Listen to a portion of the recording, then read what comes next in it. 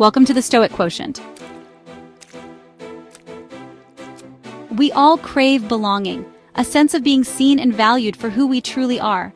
It's a universal human need, woven into the fabric of our lives. But so often we end up performing for acceptance, putting on masks, hiding our true selves, and exhausting ourselves in the process. In trying to fit in, we sometimes lose the very connection we seek, feeling alone even when surrounded by others. The ache of isolation can be sharpest in a crowd. Enter the Stoic Quotient. It's not about being emotionless or shutting down, but about staying grounded in our truth. It means remaining calm and centered, even when the world pressures us to be someone else. This inner anchor allows us to show up as our authentic selves, knowing deep down that our worth isn't up for debate or negotiation. It's a practice, learning to self-soothe when shame or fear arises, and gently reminding ourselves that we are enough, just as we are.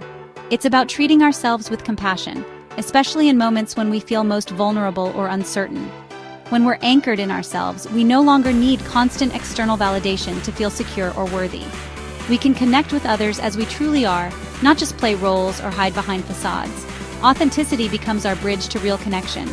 This quiet confidence says, "This is me," and helps us handle both acceptance and rejection with grace, knowing neither defines our value. We may still feel hurt, but we're not derailed by it. We can process our emotions and keep moving forward. That's the superpower that lets us build real, courageous relationships, ones rooted in honesty, resilience, and true belonging. Why do we cling so tightly to roles like manager, parent, or provider? What draws us to these labels, and why do we let them define us so completely? Because roles are safe. They come with scripts and expectations. They give us a sense of certainty, a clear path to follow, and a way to measure our worth in the eyes of others. These roles act as armor, shielding our vulnerable selves from judgment, criticism, and the fear of not being enough. Early in my career, I hid behind the title Dr. Brown, sharing data instead of my real story. It was easier to present facts than to reveal my own doubts and dreams. It felt safe, but also incredibly lonely. I longed for someone to see the real me, not just the role I played. The problem? Armor is heavy. Carrying it day after day wears us down, making it harder to move freely or breathe easily. It keeps us from real connection, building invisible walls between us and the people we care about most. We trade genuine belonging for shallow approval, forgetting who we are beneath the mask, and sometimes losing touch with our own needs and desires. Culture rewards performance over authenticity, so we curate our lives, hiding our struggles and presenting only what we think others want to see. We become actors, not authors of our own stories, living by someone else's script instead of writing our own. The more we hide, the more disconnected we feel, even in a crowd or among friends. True connection requires dropping the mask, letting others see our imperfections and our hopes. Only then can we rediscover ourselves and connect deeply with others, building relationships that are real and lasting. Let's choose authenticity over approval, and find the courage to show up as our true selves. If roles are armor, they can keep us safe, but they also keep us distant.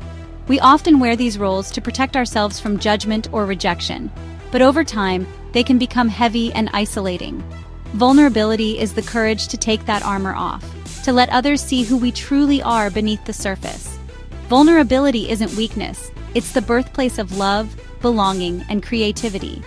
It's where authentic connection begins, and where we allow ourselves to be seen, flaws and all. When we show up as we are, we invite others to do the same. Our openness gives others permission to drop their own guard. I saw this with a CEO who admitted a failure. Suddenly, his team opened up, and real connection began. That moment of honesty transformed the entire group dynamic. Honesty is the language of vulnerability, admitting when we're overwhelmed or don't have the answer. It's about being brave enough to say, "I need help," or "I'm not sure."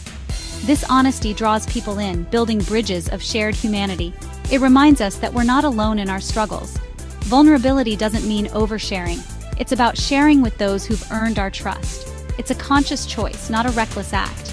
With the right people, vulnerability builds relationships that weather any storm.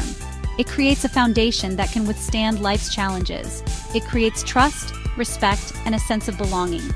These are the bonds that make us feel seen and valued. We don't have to be perfect to connect, we just have to be real. Our imperfections are what make us relatable and human. That's how we find our people.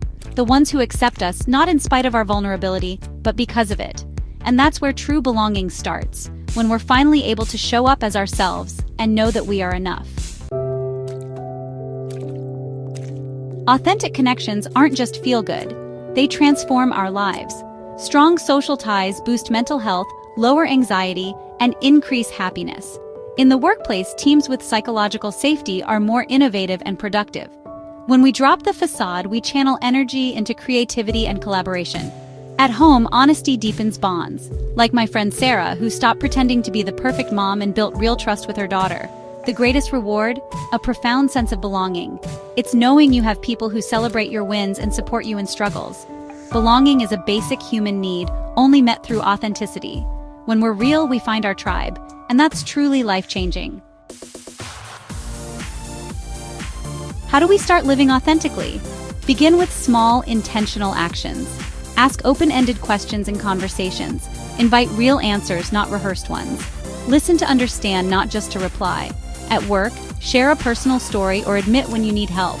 It builds trust. Connect with colleagues as people, not just job titles. At home, create rituals of connection. Put away phones, share highs and lows, be present. With loved ones, dare to be vulnerable. Share a fear or a dream. Authentic connection is a practice of courage, not perfection. Choose one small way this week to drop the script and show up as your true self. Share this message with someone who needs it.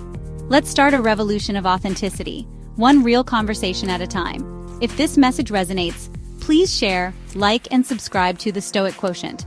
Thanks for watching.